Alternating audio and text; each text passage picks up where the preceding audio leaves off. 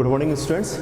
आज अपन लोग chapter start कर रहे हैं, चैप्टर नंबर 10 प्रत्यावर्ती धारा यानी कि अल्टरनेटिंग करंट। हाँ बेटा, अपन लोगों ने 5वें और 6वें चैप्टर के अंदर धारा और वोल्टता के बारे में पढ़ा था। वास्तव में जो भी विद्युत धारा या वोल्टता होती है, धारा के साथ साथ में आपकी वोल्टता भी चलेगी। जो भी आपकी विद्युत धारा या वोल्टता होती है बेसिकली वो दो प्रकार की होती है। एक आपकी होती है दिष्ट धारा या दिष्ट वोल्टता और दूसरी आपकी होती है बेटा प्रत्यावर्ती धारा या प्रत्यावर्ती वोल्टता। 5वें और 6वें चैप्टर के अंदर वहां पर अपन ने जो पढ़ा था वो अपन ने पढ़ी थी दिष्ट वोल्टता और दिष्ट धारा, और यहाँ 10वें चैप्टर के अंदर अपन पढ़ेंगे प्रत्यावर्ती वोल्टता और उसके साथ में प्रत्यावर्ती धारा। बट पहले अपन दोनों के अंदर एक बार अंतर समझ लेते हैं। वास्तव में किसी भी धारा या वोल्टता के अंदर दो चीजें होती हैं, एक तो होता है उसका मान और एक होती है उसकी दिशा।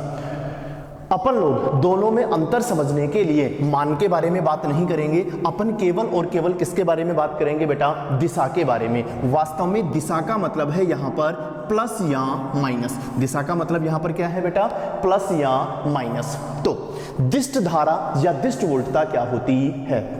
ऐसी धारा या वोल्टता जिसकी दिशा समय के साथ अपरिवर्तित रहती है, यानी कि समय के साथ बदलती नहीं है, उसको हम लोग क्या बोलते हैं बेटा, दिष्ट धारा या दिष्ट वोल्टता बोलते हैं। इसका मतलब क्या है वास्तव में? फॉर एग्जांपल अगर अपन बात करें तो अब मैं एक ग्राफ बना रहा हूं, यहां अपन ने ले लिया I या V, कुछ भी ले सकते हैं, और यहां अपन ने ले लिया क्या, T।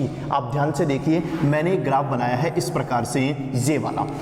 ये जो मैंने धारा या वोल्टता बनाई है इसकी दिशा हमेशा किसमें रहती है बेटा, प्लस के अंदर रहती है। तो दिशा समय के साथ चेंज नहीं हो रही है। इसका मतलब ये कौन सी धारा या वोल्टता है बेटा, दिष्ट धारा या दिष्ट वोल्टता है। इसी का अगर अपन दूसरा एग्जांपल लें, वो मान लो ये अपने पास में T है और इधर अपन ने लिख लिया I या V।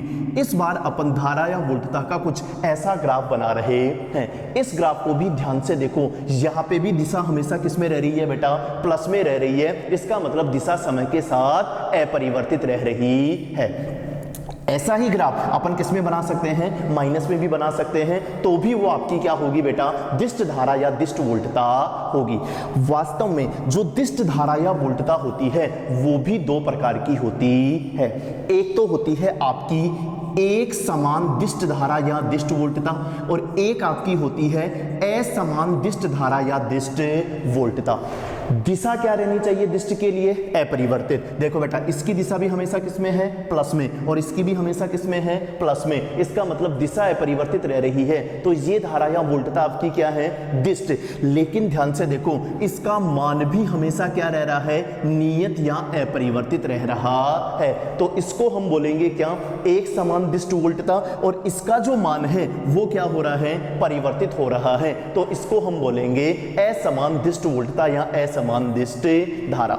जो आपकी दिष्ट धारा या वोल्टता होती है, अपन ने 5वें 6वें चैप्टर के अंदर भी पढ़ा था। दिष्ट धारा या दिष्ट वोल्टता का मेनली अपन बात कर रहे हैं दिष्ट वोल्टता के लिए। दिष्ट वोल्टता का जो प्रतीक होता है वो इस प्रकार का होता है, जहां पर भी ऐसा चिन्ह बना हुआ दिखाई दे इसका मतलब ये आपकी क्या है, दिष्ट वोल्टता है। चलो मैं और चीज को अच्छे से क्लियर कर देता हूं। अभी मैंने आपको बताया कि दिष्ट वोल्टता भी कितने प्रकार की होती है, दो प्रकार की। कौन कौन सी, एक समान और असमान। अभी ये जो आपके सामने प्रतीक बना हुआ है वो है किसका, एक समान दिष्ट वोल्टता का प्रतीक है। अगर मैं यहां पर बीच में एक तीर का चिन्ह लगा देता हूं तो तीर के चिन्ह का मतलब ये दिष्ट ही है, लेकिन इसका मान क्या हो सकता है, परिवर्तित हो सकता है। तो ये चिन्ह किसका है बेटा, असमान दिष्ट वोल्टता का प्रतीक चिन्ह है। जनरली अपन एक समान दिष्ट वोल्टता की ही बात करते हैं, तो ये वाला प्रतीक चिन्ह हम यूज करते हैं। एक सबसे इंपॉर्टेंट चीज जो कि आपके नोट्स में नहीं लिखी हुई है, आप साइड में लिख लेना। जो भी दिष्ट धारा या दिष्ट वोल्टता होती है उसकी आवृत्ति या फ्रीक्वेंसी हमेशा 0 होती है। किसी भी दिष्ट धारा या दिष्ट वोल्टता की आवृत्ति कितनी होती है, 0 होती है। चलो, ये तो आपकी हो गई दिष्ट धारा या दिष्ट वोल्टता। अब अपन बात कर रहे हैं प्रत्यावर्ती धारा या वोल्टता के बारे में। ये इंपॉर्टेंट चीज है, इस पर आप कंसंट्रेट करेंगे बेटा। प्रत्यावर्ती धारा या वोल्टता क्या होती है? ऐसी धारा या वोल्टता जिसकी दिशा समय के साथ परिवर्तित तो होती है लेकिन समय के साथ आवर्ती रूप से परिवर्तित होती है। परिभाषा पूरी याद करेंगे अच्छे से। दिष्ट धारा या दिष्ट वोल्टता किसे कहते हैं बेटा? ऐसी धारा या वोल्टता जिसकी दिशा समय के साथ आवर्ती रूप से परिवर्तित हो रही हो, उसको हम लोग क्या बोलते हैं? प्रत्यावर्ती धारा या प्रत्यावर्ती वोल्टता बोलते हैं। इसका मतलब क्या है? इसका अपन एक एग्जांपल ले रहे हैं। सपोज दैट ये अपने पास में कोई प्रत्यावर्ती धारा या प्रत्यावर्ती वोल्टता बनी हुई है, तो इसको अपन डिफाइन कैसे कर सकते हैं? वास्तव में ये चीज ऊपर जो है वो है प्लस में, ये चीज है माइनस में और ये चीज है प्लस में। इतनी बात तो आपको समझ में आ रही है कि इस डायग्राम के अंदर जो धारा या वोल्टता है उसकी दिशा समय के साथ लगातार क्या हो रही है? परिवर्तित, कभी प्लस में, कभी माइनस में, कभी प्लस में, कभी माइनस में। इसका मतलब ये दिष्ट धारा या दिष्ट वोल्टता तो नहीं है। कौन सी हो सकती है? प्रत्यावर्ती। लेकिन प्रत्यावर्ती में भी आपको एक चीज और चेक करनी है। क्या चेक करनी है? ध्यान से सुनो। दिशा समय के साथ परिवर्तित होनी चाहिए, हो रही है प्लस माइनस, लेकिन वो कैसे परिवर्तित होनी चाहिए बेटा? आवर्ती रूप से परिवर्तित होनी चाहिए। आवर्ती रूप से परिवर्तित होने का मतलब क्या है? ये है आपका 0। मैं थोड़ा सा इसको चेंज कर देता हूं ताकि आपको अच्छे से समझ में आ जाए। मैंने यहां पर लिख दिया 4, यहां लिख दिया मैंने 8 और यहां मैंने लिख दिया 12। ध्यान से देखना बेटा, 0 से 4 तक ये वोल्टता या धारा किसमें रही? प्लस में। तो कितने समय तक प्लस में रही? 4 सेकंड। नेक्स्ट 4 से 8 तक ये वोल्टता या धारा किसमें रही? माइनस में। तो बताओ बेटा माइनस में कितने समय तक रही? 4 सेकंड तक रही। उसके बाद में 8 से 12 तक वापस 4 सेकंड के लिए किसमें रही? प्लस में। आवर्ती रूप से परिवर्तित होने का मतलब यह है कि जितने टाइम तक वो प्लस में रहे उतने ही टाइम किसमें रहनी चाहिए? माइनस में। वापस उतने ही टाइम प्लस में और वापस उतने ही टाइम माइनस में। ऐसी प्रत्यावर्ती धारा या वोल्टता को हम लोग क्या बोलते हैं बेटा? ऐसी धारा या वोल्टता को हम लोग क्या बोलते हैं? प्रत्यावर्ती धारा या वोल्टता बोलते हैं। जितने समय प्लस में रहनी चाहिए उतने ही समय माइनस में रहनी चाहिए। बेसिकली जो आपकी प्रत्यावर्ती धारा या वोल्टता है उसके भी मैंने नोट्स के अंदर 3 डायग्राम बना रखे हैं। पहला आपका बना रखा है इस प्रकार से, ये जो आपकी प्रत्यावर्ती धारा या वोल्टता होती है इसको हम लोग साइनसॉइडल अल्टरनेटिंग वोल्टेज या साइनसॉइडल अल्टरनेटिंग करंट बोलते हैं। हिंदी में इसका मतलब होता है ज्यावक्रीय प्रत्यावर्ती धारा या वोल्टता बोलते हैं। ऐसा ही दूसरा ग्राफ मैंने आपके लिए बना रखा है त्रिभुजाकार, वो आप देख लेना। उसके अंदर त्रिभुज के रूप में प्लस और माइनस के अंदर धारा या वोल्टता चलती है। और तीसरा ग्राफ मैंने बना रखा है वर्गाकार प्रत्यावर्ती धारा या वोल्टता के लिए। त्रिभुजाकार और वर्गाकार अपने सिलेबस में नहीं है, उनको एक बार देख के छोड़ देना। आप तो सबसे इंपॉर्टेंट केवल और केवल इस पर कंसंट्रेट करना है। हमें किस पर कंसंट्रेट करना है इस चैप्टर में? प्रत्यावर्ती धारा या वोल्टता पर। और प्रत्यावर्ती धारा या वोल्टता में भी केवल किस पर कंसंट्रेट करना है? ज्यावक्रीय प्रत्यावर्ती धारा या ज्यावक्रीय प्रत्यावर्ती वोल्टता पर कंसंट्रेट करना है, जिसका ग्राफ इस प्रकार से बनता है। इस ग्राफ के अंदर 0 से स्टार्ट हो रहा है ये ग्राफ। पहले किस में गया? प्लस में, वापस 0 पर आ गया, फिर किस में गया? माइनस में, और वापस 0 पर आ गया। मेरी बात ध्यान से सुनो, 0 से स्टार्ट हो गए, एक बार प्लस में घूम के आ जाए और माइनस में घूम के आ जाए और वापस 0 पर पहुंच जाए, उसको हम बोलते हैं प्रत्यावर्ती धारा या वोल्टता का एक चक्र। क्या बोलते हैं बेटा? प्रत्यावर्ती धारा या वोल्टता का एक चक्र। और एक चक्र पूरा करने में लगने वाला जो समय होता है उसको आपको पता है हम क्या बोलते हैं? आवर्तकाल, यानी कि कैपिटल टी बोलते हैं। तो जब भी इस प्रकार का ग्राफ बनाओगे तो यहां से प्लस में जाके माइनस में जाके जैसे ही वापस 0 पर पहुंचे तो एक चक्र पूरा होगा और वहां आप हमेशा क्या लिखना बेटा? टी। तो ऑब्वियस बात है कि ये वाला आधा चक्कर होगा तो यहां पे क्या लिखेंगे? t/2। यहां क्या लिखेंगे? उसका भी आधा, t/4। यहां लिखेंगे 3t/4 और यहां लिखेंगे 3t/2। अब ये आप दिमाग लगा लेना, जैसे ही एक चक्कर पूरा हो तो उस आवर्त समय को हम बोलते हैं आवर्तकाल। वहां हम लिखेंगे कैपिटल टी। आधा हो वहां हम लिखेंगे t/2 और उसका भी आधा हो वहां हम लिखेंगे t/4। ये आपकी होती है प्रत्यावर्ती धारा या वोल्टता का ग्राफ। जो आपकी प्रत्यावर्ती धारा या वोल्टता होती है, मेनली हम वोल्टता के बारे में बात करते हैं, तो प्रत्यावर्ती वोल्टता का चिन्ह जो होता है वो इस प्रकार का बना हुआ होता है। पूरे चैप्टर में जहां पर भी ऐसा चिन्ह बना हुआ हो, इसका मतलब ये आपकी क्या है बेटा, प्रत्यावर्ती वोल्टता है। और इस प्रत्यावर्ती वोल्टता या प्रत्यावर्ती धारा की एक निश्चित आवृत्ति होती है। एफ का मान दिष्ट धारा या दिष्ट वोल्टता के लिए हमेशा कितना होता है, 0, और प्रत्यावर्ती धारा या वोल्टता के लिए आवृत्ति का फिक्स मान होता है 50 हर्ट्ज, 60 हर्ट्ज, 70 हर्ट्ज, कोई भी मान आपको दिया जा सकता है। नेक्स्ट, अब अपने को इस चैप्टर के अंदर दिष्ट धारा या वोल्टता के बारे में बात नहीं करनी है, अपने को मेनली केवल किसके बारे में बात करनी है, प्रत्यावर्ती धारा या वोल्टता के बारे में बात करनी है। और प्रत्यावर्ती धारा या वोल्टता में भी आपको सिर्फ और सिर्फ क्या कौन सी समझनी है, ज्यावक्रीय प्रत्यावर्ती धारा या ज्यावक्रीय प्रत्यावर्ती वोल्टता की बात करनी है। ये जो आपके सामने ग्राफ बना हुआ है वो है आपकी ज्यावक्रीय प्रत्यावर्ती धारा या वोल्टता का। अगर यहां पर I लिखा हुआ हो तो वो धारा और V लिखा हुआ हो तो वोल्टता। ये तो है इसका ग्राफ। अब अपन बात करते हैं इसका समीकरण। ये चीज इंपॉर्टेंट है बेटा, जो भी आपकी प्रत्यावर्ती धारा या वोल्टता होती है उसका समीकरण क्या होता है। यदि वोल्टता है तो उसका बेसिक समीकरण होता है V बराबर V0 sine omega T plus minus phi. ज्यावक्रीय प्रत्यावर्ती वोल्टता का समीकरण क्या होता है बेटा, V बराबर V0 sine omega T plus minus phi. और अगर अपने को धारा दे रखी हो तो प्रत्यावर्ती धारा का समीकरण होता है I बराबर I0 sine omega T plus minus phi. पूरे चैप्टर के अंदर आप तो ये दो समीकरण याद कर लो। प्रत्यावर्ती वोल्टता का जब भी समीकरण पूछूं तो आप क्या बोलना, V बराबर V0 sine omega T plus minus phi, I बराबर I0 sine omega T plus minus phi. थोड़ा सा मैं इसको और इजी कर देता हूं। जनरली जो फाई का मान होता है वो हम लेते हैं क्या, 0। तो आप तो और सिंपल याद कर लो। पूरे चैप्टर में प्रत्यावर्ती वोल्टता का समीकरण जहां पर भी मैं पूछूं तो आप सिर्फ क्या बोलना, V बराबर V0 साइन ओमेगा टी। और अगर प्रत्यावर्ती धारा का समीकरण पूछूं तो आप समीकरण केवल क्या बोलना, I बराबर I0 sine omega T. Simple सी चीज है। चलो ठीक है बेटा, ये जो दो समीकरण मैंने आपके सामने लिखे हैं, यहां पर जो आपका V होता है या उधर मैं बात करूं तो I, ये V या I जो होते हैं वो आपके होते हैं प्रत्यावर्ती धारा या वोल्टता के तात्क्षणिक मान। V या I कौन से मान होते हैं बेटा, तात्क्षणिक मान होते हैं। दूसरी चीज यहां लिखा हुआ है V0 और यहां क्या लिखा हुआ है बेटा, I0। ये जो V0 और I0 आपका होता है ये आपका होता है प्रत्यावर्ती धारा या वोल्टता का शिखर मान। ये आपका क्या होता है बेटा, शिखर मान, या इसको हम अधिकतम मान भी बोल सकते हैं। V और I कौन से मान है बेटा, तात्क्षणिक मान। V0 और I0 क्या कहलाते हैं, इनके शिखर मान। अब मेन चीज, इस साइन के आगे ब्रैकेट में जो भी कुछ लिखा हुआ है, अभी दोनों जगह साइन के आगे ब्रैकेट में क्या लिखा हुआ है बेटा, omega T plus minus phi.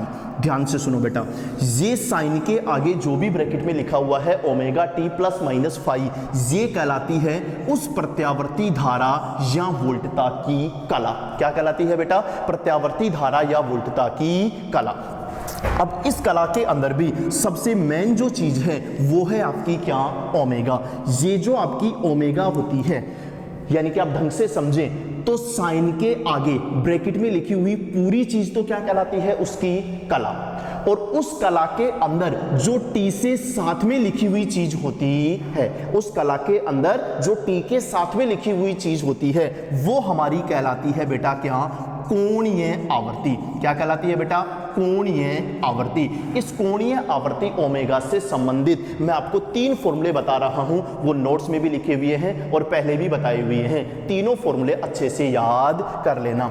Omega बराबर आपका होता है एक तो 2 पाई अपॉन टी, या फिर ओमेगा बराबर होता है आपका 2 पाई एफ, और एक होता है एफ बराबर 1 अपॉन टी। आप तो ये तीनों फॉर्मूले अच्छे से याद कर लेना। यहां ओमेगा आपकी होती है कोणीय आवर्ती, टी आपका होता है आवर्तकाल और एफ आपकी होती है आवर्ती, और इनके मध्य क्या संबंध होते हैं याद कर लेना डायरेक्टली, ओमेगा बराबर 2 पाई अपॉन टी या ओमेगा बराबर 2 पाई एफ या एफ बराबर 1 अपॉन टी। मैं फिर से बोल रहा हूं, जो आपके पास सामने v का समीकरण हो या i का समीकरण हो, इस समीकरण के अंदर साइन के आगे ब्रैकेट में जो भी चीज लिखी हुई होती है वो आपकी कहलाती है क्या, कला। क्या कहलाती है बेटा, कला। और उस कला के अंदर भी जो t के साथ में लिखी हुई चीज होती है वो कहलाती है हमारी क्या, कोणीय आवर्ती ओमेगा कहलाती है। जनरली जो भी अपन लोग आगे समीकरण पढ़ेंगे उनके अंदर फाई की वैल्यू क्या लेते हैं, 0। तो इस समीकरण को और भी सिंपल रूप में याद कर लेना, ज्यावक्रीय प्रत्यावर्ती वोल्टता का समीकरण होता है V बराबर V note sign omega T, और ज्यावक्रीय प्रत्यावर्ती धारा का समीकरण होता है I बराबर I note sign omega T. चलो ठीक है बेटा, नेक्स्ट क्वेश्चन। नेक्स्ट अपन लोग ये क्वेश्चन सोल्व कर रहे हैं। क्वेश्चन ये है कि किसी प्रत्यावर्ती वोल्टता का समीकरण V बराबर हमें दिया हुआ है 200 sine 100 pi T plus pi by 4। आप क्वेश्चन ध्यान से देख लीजिए, यही आपके सामने क्वेश्चन लिखा हुआ है, sorry plus pi by 6। V बराबर 200 sine 100 pi T plus pi by 6। हाँ जी बेटा, इसके अंदर पहला क्वेश्चन पूछ रहा है वोल्टता का शिखर मान। तो वोल्टता के शिखर मान को हम V नोट से प्रदर्शित करते हैं, और अगर आपको स्टैंडर्ड इक्वेशन याद है, स्टैंडर्ड इक्वेशन क्या होती थी बेटा, V बराबर V note sign omega T plus minus 5। तो दिमाग लगाओ, यहां V नोट शिखर मान की जगह कितना आ रहा है, 200। तो शिखर मान V नोट का मान कितना हो जाएगा, सिंपल 200 वोल्ट।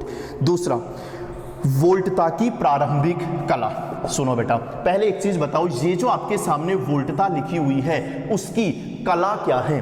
कला जो है कंप्लीट वो है आपकी 100 pi T plus pi by 6। Sine के आगे इस ब्रैकेट में जो भी लिखा हुआ है इसको हम लोग क्या बोलते हैं, कला। तो इसकी कला क्या है, 100 pi T plus pi by 6। पहले हम कंप्लीट कला लिखेंगे। अब देखो क्वेश्चन में क्या पूछी है बेटा, प्रारंभिक कला।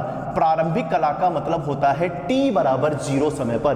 तो t बराबर 0 समय पर कला क्या होगी, यहाँ t का मान क्या पुट कर दो, 0। तो ये आपके पास में बच जाएगा क्या, पाई बाई 6। तो इसकी प्रारंभिक कला क्या होगी बेटा, पाई अपॉन 6। नेक्स्ट, वोल्टता का आवर्तकाल एवं आवर्ती। ये भी अच्छा क्वेश्चन है। तीसरी चीज, पहले एक चीज बताओ, इस वोल्टता की कोणीय आवर्ती यानी कि ओमेगा कितनी होगी। बेटा ओमेगा क्या होता है, जो t के साथ में लिखी हुई चीज होती है उसको हम क्या बोलते हैं, ओमेगा। तो बताओ क्या यहां पर दिमाग लगा के हम ओमेगा बराबर 100 पाई बोल सकते हैं क्या। ओमेगा की जगह क्या है बेटा, 100 पाई, और ओमेगा की यूनिट होती है रेडियन पर सेकंड। जिसको याद नहीं हो याद कर लेना, ओमेगा की यूनिट क्या होती है, रेडियन पर सेकंड। चलो ये हमारे पास में किसका मान आ गया, ओमेगा का।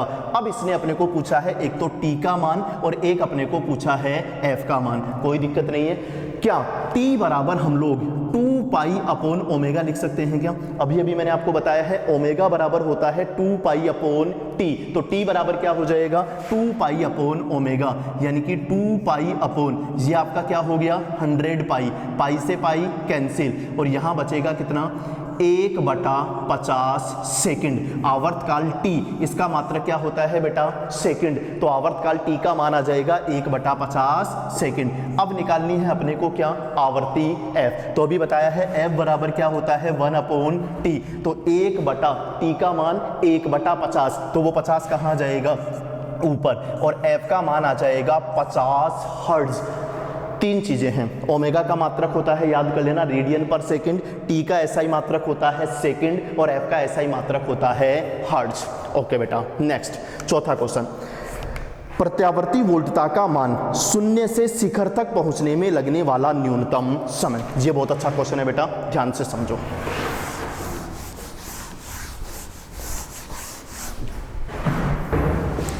हाँ जी बेटा, एक बार थोड़ा सा साइड में समझ लेते हैं। किसी प्रत्यावर्ती धारा या वोल्टता का ग्राफ इस प्रकार से होता है। ये होता है आपका 0। यहां मैंने लिखा था क्या t, यहां मैंने लिखा था t/2, यहां मैंने लिखा था t/4 और यहां मैंने लिखा था 3t/4। चलो उसको छोड़ो, मैं 3 बातें बोल रहा हूं, ध्यान से सुनना। प्रत्यावर्ती वोल्टता को एक चक्कर पूरा करने में लगने वाला समय क्या होता है बेटा t।